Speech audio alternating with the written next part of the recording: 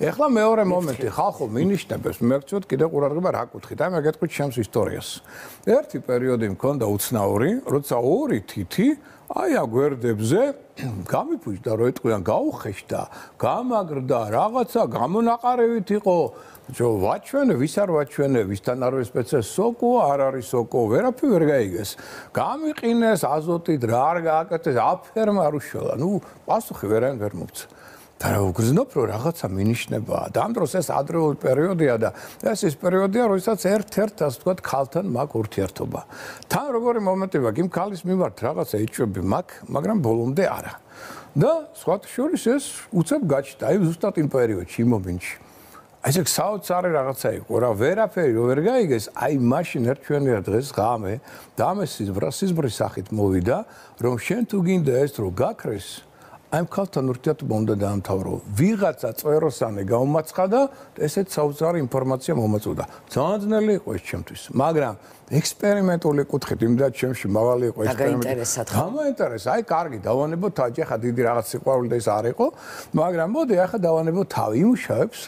დავანებე თავი, ორ კვირაში ალაგდა თავის. ახლა შეიძლება მაყურებელმა ეს კარგად ვერ გაიგოს, იმიტომ რომ არსებობს დიაგნოზი ექიმი და ნებისმიერ შემთხვევაში მივდივართ, აი თვალის თამაში დაუბრუნდები. მე სულ მითამაშებს თვალი და მართლა ვიცი რა მოხდება, მაგრამ ნევროლოგები მეუბნებიან, რომ ეს ჩვენი პრობლემაა და დასამშვიდებელი წამლით თვალი წყნარდება. აი აქ რა უნდა ვთქვა. ნევროლოგები, მოდი ესე ვთქვა, ცალკე თემებია, კიდე რომელიც უკავშირდება შავ მაგიას და ძალიან მნიშვნელოვანი თემაა, ეს სხვათა შორის მინდა გითხრათ, იმიტომ რომ უმრავლეს შემთხვევაში როცა ადამიანს აქვს დაბინძურება არის სამი ფორმის. ეს არის შავი მაგია, ეს არის საგვარეულო წყევლა და ეს არის მესამე თვალის აღება. თვალის აღება ყველას გვაქვს თვალი, მოდი ესე ვთქვათ, მაგრამ 1-2 თვალი არაფერი არ არის. ეს პრობლემა არ არის, როცა ადამიანს 10 ზევით აქვს უკვე და 20-მდე თვალის რაოდენობა აქვს უკვე ძალიან წუხსის. ეხლა აქედან გამომდინარე იწყება ფსიქოლოგიური პრობლემები, რატო? იმიტომ რომ ადამიანს აენერგო დაბინძურება აქვს სხვადასხვა ამზე გავლენის შედეგად. ნათელი ენერგია ვეღარ შედის მის ენერგო არხებში, მერიდიანებში და ადამიანს ეწყება მათ შორის ფსიქოლოგიური პრობლემები, ცუდი სიზმრები, ოიღბლობები, შფოთი, გაღიზიანება, აგრესია, დეპრესია და საწავლა. ფსიქოთერაპევტთან ხო პირველ რიგში არიქა რამე მიშველე არ ძინავს რამე ცუდად ვარ. გასმის თან დროს ასტროლოგიის კარგად არის ნათქვამი. მაგალითად, თუ თევზები ზოდიაქოში პირად ჰოროსკოპში აქვს ადამიანის შავი მთვარე, კატეგორიულად იგზავნება მისთვის ფსიქოტროპულის მიღება.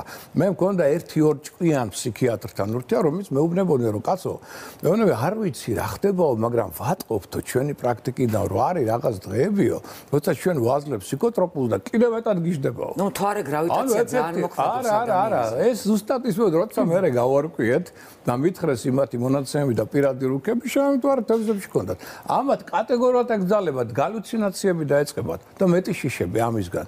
გესმის? ამიტომ არის ეს მომენტი, როცა ჩვენ ეს უნდა ვიცოდეთ, შემოკარგება და გავითვალისწინოთ, რომ ამ დროს ფსიქოთერაპევტი კი არ გიშველის.